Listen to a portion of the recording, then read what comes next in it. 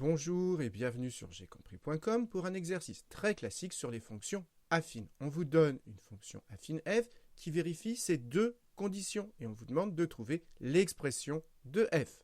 Donc maintenant, je ne vous en dis pas plus, appuyez sur pause, essayez de faire tout seul cet exercice et on se retrouve juste après pour la correction.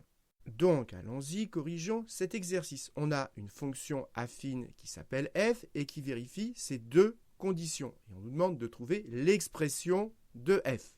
Et vous devez savoir, c'est ce que j'ai rappelé ici, que quand on a une fonction affine, eh bien elle peut s'écrire cette fonction sous la forme f de x égale ax plus b.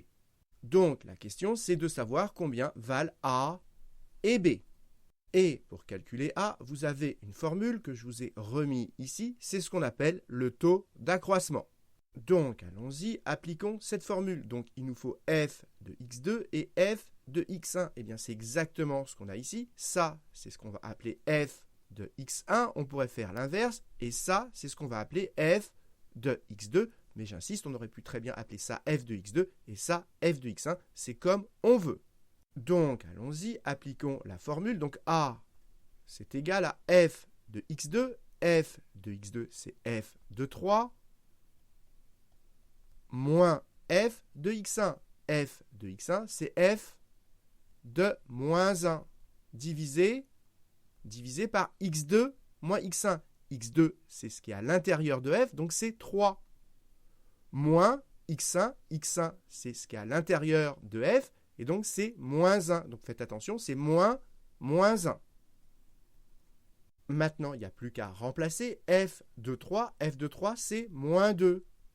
Moins f de moins 1, f de moins 1, c'est 6.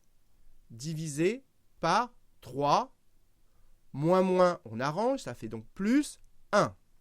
Et maintenant, il n'y a plus qu'à calculer. J'enlève 2, j'enlève 6. Donc au final, j'ai enlevé 8. Donc ça me fait moins 8 divisé par 3 plus 1, c'est-à-dire 4.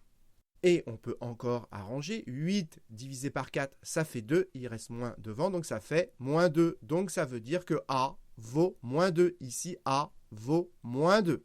Maintenant, il n'y a pas de formule pour trouver B. Il y a juste à comprendre ce qu'on a trouvé. Et qu'est-ce qu'on a trouvé? Que f de x, eh bien c'est A, c'est-à-dire moins 2, x plus B. Maintenant, pour trouver b, il suffit de remplacer x par une valeur. Donc je vais remplacer soit x par moins 1, soit par 3, comme on veut. Moi, je vais prendre le premier. Je vais remplacer x par moins 1. Donc on y va. Ça me fait donc f, je remplace x par moins 1, donc ça me fait f de moins 1, égale moins 2, je remplace x par moins 1, donc ça me fait moins 2 fois moins 1, plus b. Et là, on n'oublie pas que f de moins 1, c'est 6. Et comme ici, on a f de moins 1, eh bien tout ceci, c'est égal à 6. Et donc, on se retrouve avec une équation où il y a juste une inconnue b, et donc il n'y a plus qu'à l'isoler. Et donc, on écrit, on va calculer moins 2 fois moins 1, moins fois moins, ça fait plus. Donc ici, ça fait 2 fois 1, c'est-à-dire 2, plus b égale 6. Et maintenant, pour trouver b, eh bien, il faut se débarrasser du 2. Et donc, on fait l'opération inverse. On enlève 2 des deux côtés. Et donc, à gauche, si j'enlève 2, il me reste b. C'était l'objectif. Et 6 moins 2, ça fait 4. Donc, on a trouvé que b vaut 4. Et notez au passage que si au lieu d'avoir remplacé x par moins 1, on avait remplacé x par 3, eh bien, au final, on aurait trouvé la même valeur pour b. On aurait trouvé toujours que b égale 4. Donc voilà, on a trouvé que b vaut 4, et donc on a terminé puisqu'on a trouvé a et b, et maintenant il n'y a plus qu'à remplacer, et donc on écrit donc l'expression de f de x, eh bien on remplace a par la valeur qu'on a trouvée, donc moins 2x, plus la valeur de b qu'on a trouvée, 4.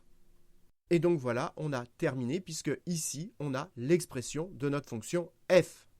Donc, qu'est-ce que vous devez retenir? Eh bien, déjà que quand vous avez une fonction affine, pensez qu'elle peut s'écrire sous la forme ax plus b. Ensuite, pour trouver a, eh bien, vous avez cette formule du taux d'accroissement. Et pour trouver b, il n'y a pas de formule. Il y a juste à écrire f de x avec la valeur de a qu'on a trouvée. Et ensuite, vous remplacez x par une valeur pour obtenir une équation. Et ensuite, il n'y a plus qu'à isoler b.